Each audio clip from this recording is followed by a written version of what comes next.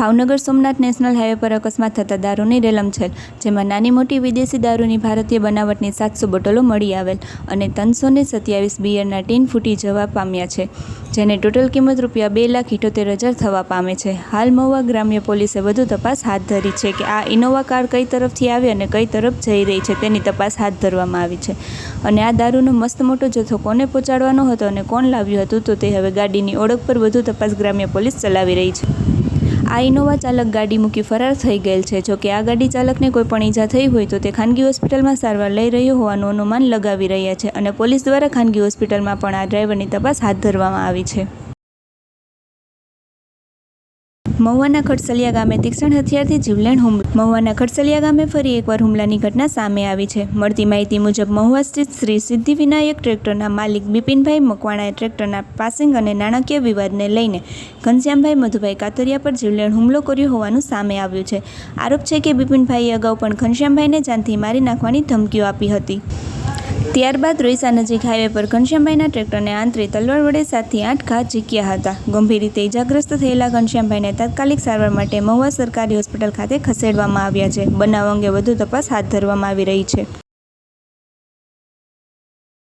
ભુજ તાલુકાના નાના વડનોરા ગામમાં ગેરકાયદેસર દબાણ હટાવવાની કામગીરી હાથ ધરાઈ. અંદાજે 10 જેટલા કાચા મકાનો પર બુલડોઝર ફેરવવામાં આવ્યું. આ કાર્યવાહી દરમિયાન આરોપીના ગેરકાયદેસર દબાણો દૂર કરવામાં આવ્યા. લગભગ 1100 ચોરસ ફૂટ વિસ્તારની જમીન દબાણ મુક્ત કરવામાં આવી. પોલીસ બંદોબસ્ત વચ્ચે આ દબાણ હટાવવાની કામગીરી પૂર્ણ કરવામાં આવી. સુરત સાયબર ક્રાઇમ સેલે ઓપરેશન મ્યુઅલ હન્ટ 2.0 હેઠળ મોટી સફળતા મેળવી. ઇન્વેસ્ટમેન્ટ ફ્રોડના 2 કેસમાં નાસતા ફરતા આરોપીની ધરપકડ કરવામાં આવી.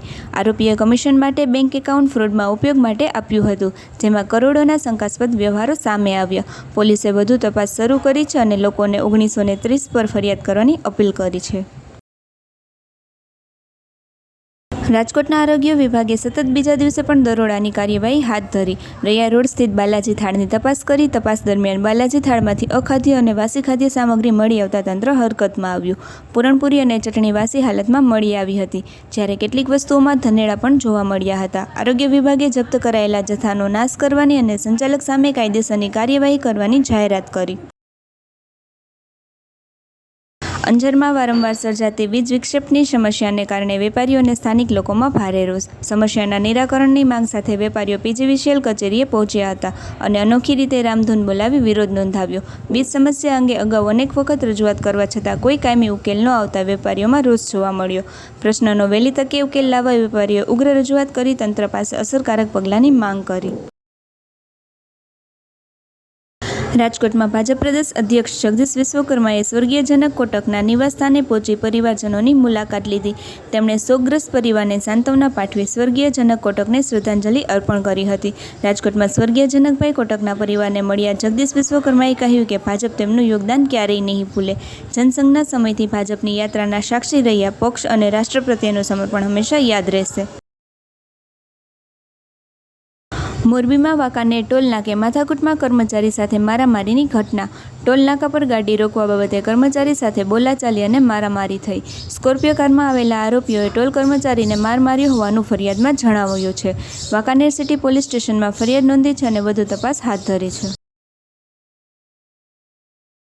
રાજકોટ શહેરના પોશ વિસ્તાર ગણાતા યુનિવર્સિટી રોડ પાસે આવેલા ગંગોત્રી પાર્ક વિસ્તારમાં મોડી રાત્રે ગુંડાગર્દી અને મારામારીની ઘટના સામે આવી છે.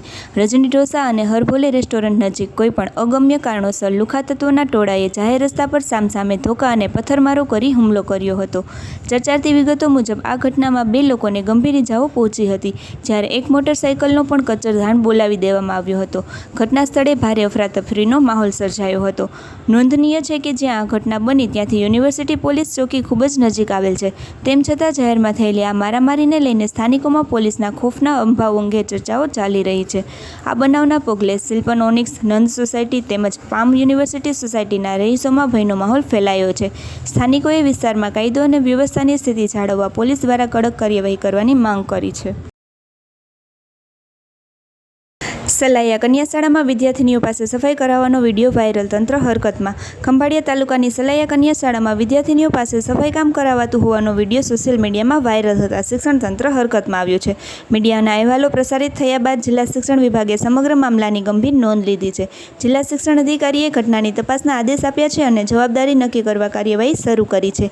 જિલ્લા શિક્ષણ અધિકારીએ જણાવ્યું છે કે જે કોઈ જવાબદાર હશે તેની સામે નિયમ મુજબ કાર્યવાહી કરવામાં આવશે. તપાસ પૂર્ણ થયા બાદ સમગ્ર મામલે જરૂરી અને યોગ્ય કાર્યવાહી હાથ ધરવામાં આવશે. વિડીયો વાયરલ થતાં વાલીઓ અને સ્થાનિકોમાં પણ ચર્ચા જાગી છે.